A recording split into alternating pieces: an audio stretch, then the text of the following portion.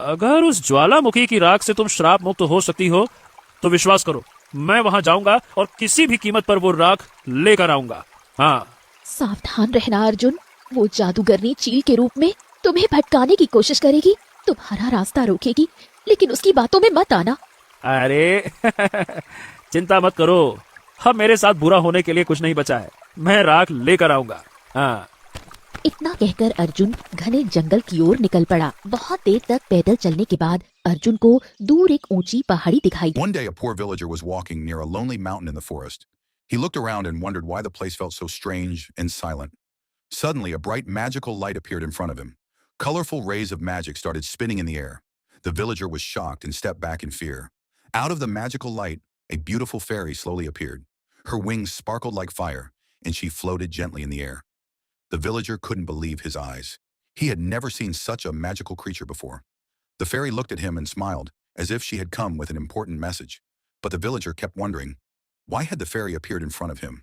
Was it magic, or the beginning of an incredible story? देखो, इसे आसानी से नहीं ले जाने देते। अगर तुझे ये राख ले जानी है तो तुझे मेरी एक पहेली का उत्तर देना होगा। ये पहेली तय करेगी कि तू सच्चा मनुष्य है या झूठा, क्योंकि जो मनुष्य लालच से भरा होता है वो कभी सही उत्तर नहीं दे सकता। अर्जुन गहरी सोच में डूब गया। हाँ तो ठीक है, पूछो, अपनी पहेली पूछो। ऐसी कौन सी चीज है जो जितनी बांटी जाए उतनी ही बढ़ती जाती है, लेकिन अगर उसे रोक लिया जाए तो वो खत्म हो जाती है। अर्जुन कुछ पल सोचता रहा। वो तो जो बढ़ता जाए और हाँ हाँ हाँ हाँ, वो ज्ञान है। ज्ञान बांटने से बढ़ता है और उसे रोका जाए तो वो नष्ट हो जाता है। हाँ, ज्ञान। ये सुनकर परी मुस्कुराई। इसका मतलब तू इस ज्वालामुखी की राख को किसी नेक कार्य के लिए ले जाना चाहता है, तू इसे ले जा सकता है। अर्जुन ने श्रद्धा से ज्वालामुखी की राख उठाई। वो वापस लौटने के लिए जैसे ही पहाड़ के नीचे उतरने लगा, अचानक वही चील उड़ती हुई उसके सामने आकर बैठ गई।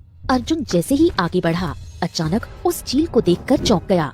उस ज्वालामुखी की राख को उस पत्थर की मूर्ति पर मत फेंकना, ऐसा करने से वो अपने असली रूप में आ जाएगी और फिर इस संसार में तबाही मच जाएगी।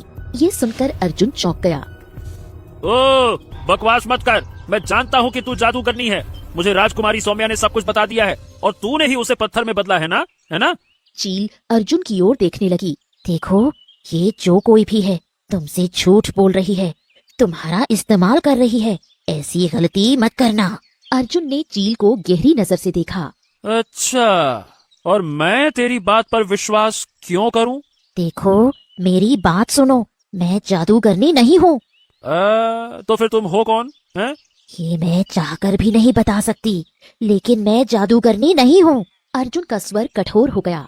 ऐसा है, फालतू की बकवास तो करो मत, मैं तुम्हारी बात पर बिल्कुल विश्वास नहीं करता। जादूगरनी नहीं तो। इतना कहकर अर्जुन आगे बढ़ा।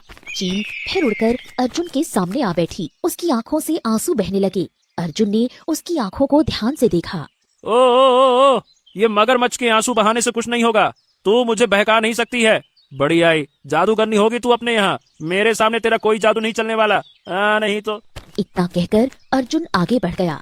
अर्जुन जैसे ही पत्थर की मूर्ति के पास पहुँचने वाला था, अचानक उसके कानों में एक आवाज टकराई। रुक जाओ,